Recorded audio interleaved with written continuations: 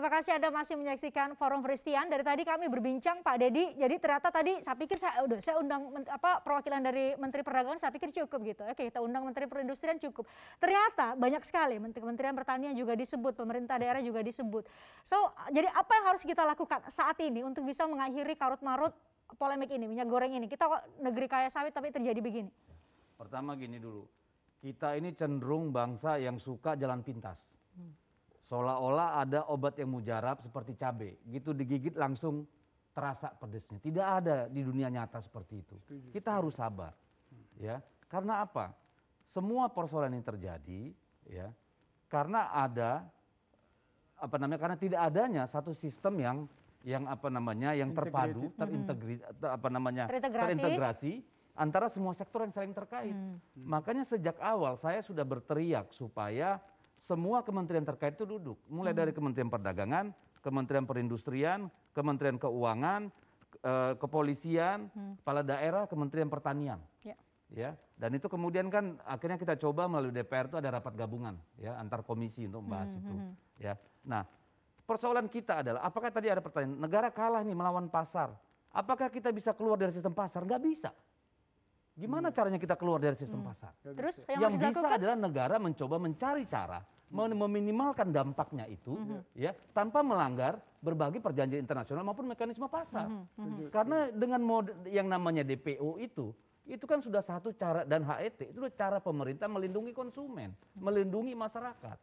Tetapi ketika itu terjadi, dilakukan, yang penjahat lebih cepat.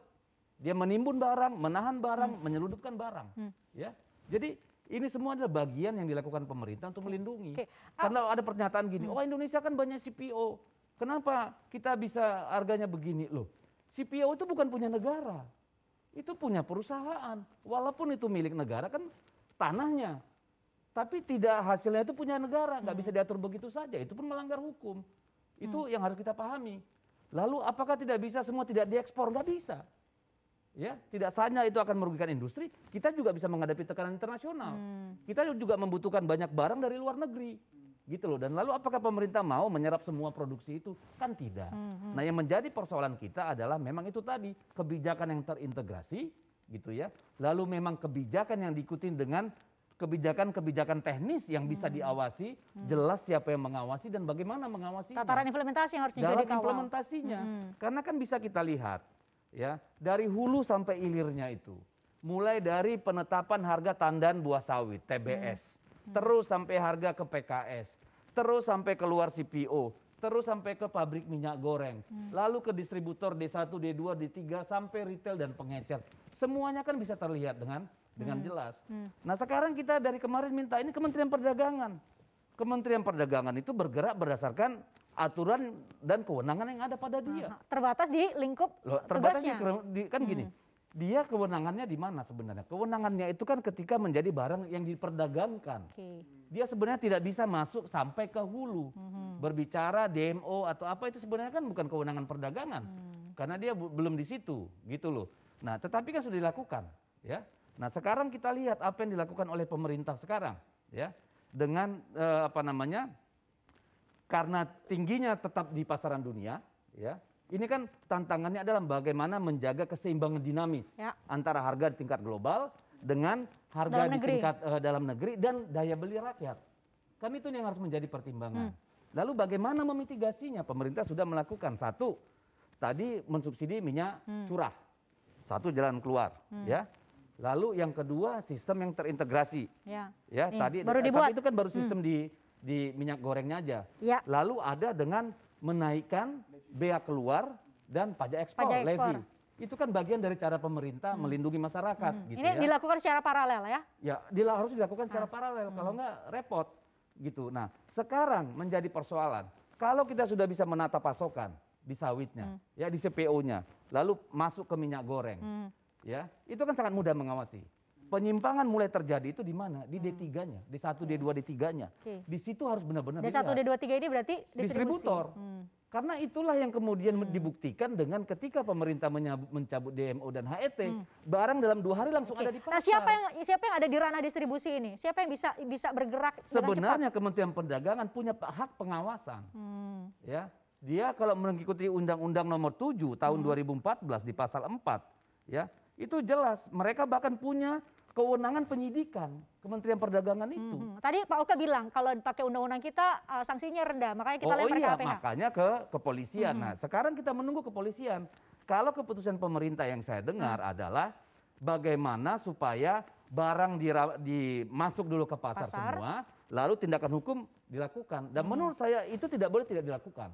Jadi begitu ini pasokan sudah lancar, ada gitu barangnya, barang ada di lapangan, oke, tarik nih semua penjahat-penjahatnya selama ini supaya tidak terulang. Apakah juga di rapat-rapat di Komisi 6 juga dibahas mengenai dugaan ada kartel, kemudian ada. Tapi saya melihatnya begini, ini dilakukan oleh semua orang yang cari kesempatan, bukan sesuatu yang terorganisir, ya. Tetapi di semua tempat. Ini logika bisnis, orang mau untung, orang usaha mau untung. Semua orang mencari kesempatan gitu. Dan ini terjadi di semua daerah. Tapi harus diatur dong. Ya? Tapi harus diatur dong. Harus diatur dan dijaga. Disitulah makanya ketika sebelum polisi menemukan di Medan penimbunan hampir sekitar 2 juta ton lebih, kita sudah bilang dari awal, cepat periksa ini barang gitu. Karena dari Kementerian Perdagangan kita sudah tahu, sudah dapat DMO sekian, tapi kok dilempar barangnya hilang gitu loh. Nah kan ini problem. Oke, Pak Tulus, ada yang menurut Anda yang belum disebutkan dan harus dilakukan segera oleh berbagai pihak, tidak hanya Kementerian Perdagangan? Ya, memang salah satu hal yang belum dilibatkan secara kuat itu adalah KPPU. KPPU terakhir menyebutkan ada produsen yang diperiksa, ya, diminta bukan keterangan, soal ada menyebutkan dilibatkan, tapi dalam arti KPPU itu kan instrumen negara, lembaga negara yang punya kompetensi sebagai wasit untuk mengatur adanya atau mengulik adanya dugaan kartel, oligopolistik dan lain sebagainya. Nah ini kan kami belum melihat itu, dalam arti baik intensi dari si KPPU-nya sendiri ataupun juga dari lembaga negara yang lain. Makanya kemarin saya membuat petisi di online itu per 5 Februari untuk mempetisi KPPU agar lebih gesit lagi di dalam. Terakhir Jumat lalu atau Senin lalu disebutkan ada sejumlah pihak yang di dalam rantai pasok ini produsen, distributor, retail yang juga diperiksa. Petisi itu sudah didukung oleh hampir 6.000 orang agar artinya apa? Ini ada masalah pasar yang juga harus dibongkar bersama.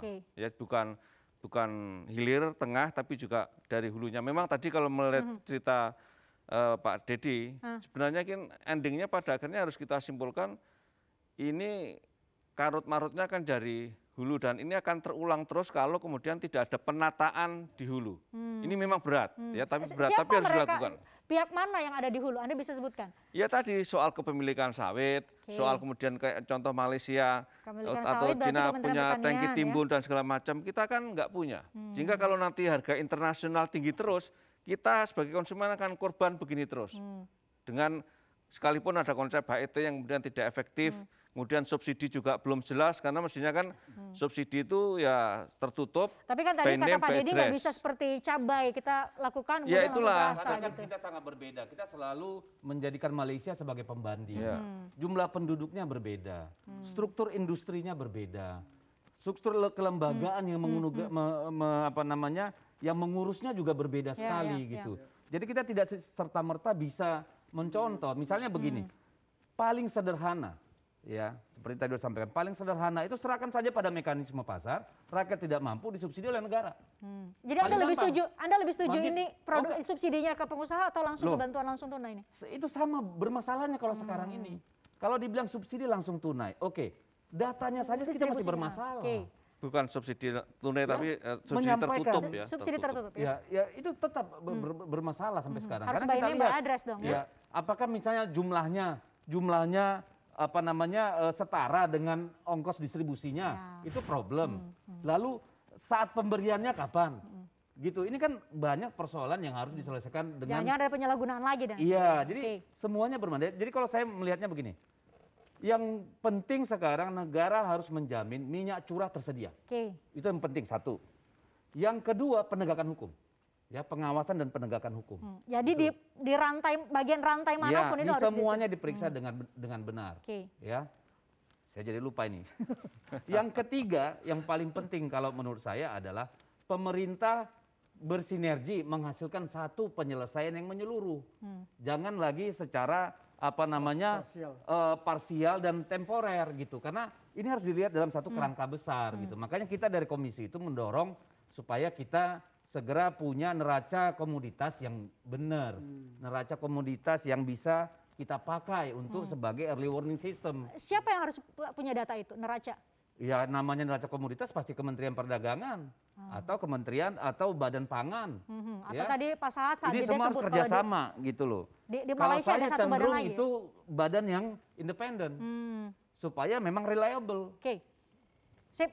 Pak Sahat tadi sempat saat jeda kita bicara soal itu tuh, soal. Oh yang terakhir saya mau ingatkan. Ini baru ingat. Ini yang sering jangan sampai disalahartikan. Yang namanya diserahkan pada mekanisme pasar dan mekanisme keekonomian. Orang nganggapnya Yang namanya mekanisme pasar itu kita serahkan murni kepada berapa harga internasional.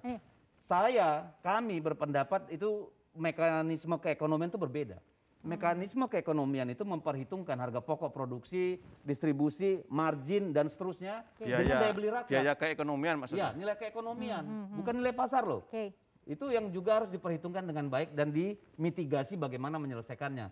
Kita tidak mau pengusaha rugi, distributor rugi, pedagang pasar rugi, tapi juga kita harus memperhatikan daya beli masyarakat. Itu juga hal yang menjadi tanggung jawab dari pemerintah menurut saya.